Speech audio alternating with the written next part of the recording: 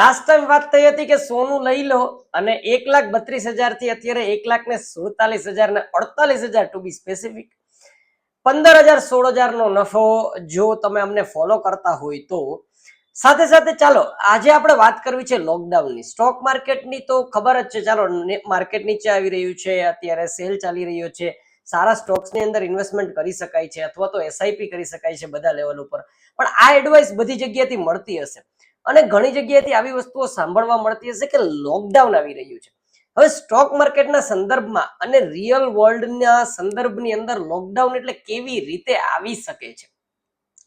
તો અત્યારે ક્રૂડનો પ્રાઇસ અત્યારે ચાલી રહ્યો છે 9,684, એટલે ક્રૂડમાં દિવસે દિવસે સ્ટેબલ વધારો આવી રહ્યો છે. પ્લસ લાસ્ટ અઠવાડિયાની અંદર આપણી ગવર્મેન્ટે એક્સાઇઝ ડ્યુટીની અંદર ઘટાડો કર્યો, એટલે કે જે કાંઈ પણ ટેક્સીસ લાગતા હતા પેટ્રોલિયમ ઉપર એ ઘટાડવાનો પ્રયત્ન કર્યો. પણ ક્યાં સુધી?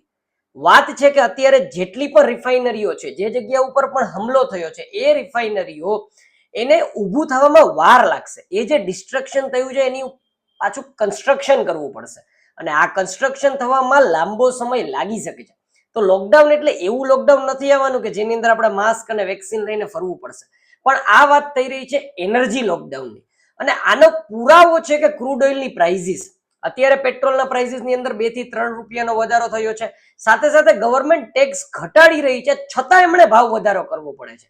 એટલે સમજી શકો છો તમે કે એક બાજુથી સરકાર જે પેટ્રોલ મંગાવે છે એ લોકોને રાહત આપે છે, છતાં જો ભાવ વધારો કરવો પડતો હોય એનો મતલબ કે ઉપરથી શોર્ટેજ છે. અને ક્રૂડ ઓઇલનો પ્રાઇસ જે 9,600 ની આજુબાજુમાં ઇન્ડિયામાં સ્ટેબલ થયો છે આ વાતને પુરાવો કરે છે. એટલે અહીંયાથી આપણે સમજવાની વાત એ છે કે લોકડાઉન એટલે એનર્જી લોકડાઉન, કે જે ઇલેક્ટ્રિક વસ્તુઓ છે ને મિત્રો, ઇન્ડક્શન અથવા તો ટૂંકમાં ઇલેક્ટ્રિક કાંઈ પણ વસ્તુઓ જે ઇલેક્ટ્રિસિટીથી ચાલે છે, પાવર જનરેશન વાળા સ્ટોક્સ, બધા સ્ટોક્સ ઉપર નજર રાખજો અને એની સામે જેટલું પણ પેટ્રોલ ડીઝલથી ચાલે છે એને વેચી જ મારવું જોઈએ. અત્યારે તમારા પોર્ટફોલિયોની અંદર આને સ્થાન આપવું એટલે સુસાઇડ કરવા બરાબર છે. અને ઓલ ઓવર કન્ડિશનની વાત કરું તો હવે એમ કહી શકાય કે નીચેના લેવલ બહુ વધારે ખુલતા જાય છે. આપણે ઓલમોસ્ટ 25 મહિનાના તળિયા ઉપર આવી ગયા છીએ નિફ્ટીની અંદર. તો હું બધા લોકોને એમ જ કહીશ કે જો તમને ન આઈડિયા આવતો હોય તો તમે તમારા કન્સલ્ટન્ટ પાસે જઈને ગુડ ઇન્વેસ્ટમેન્ટ કરો.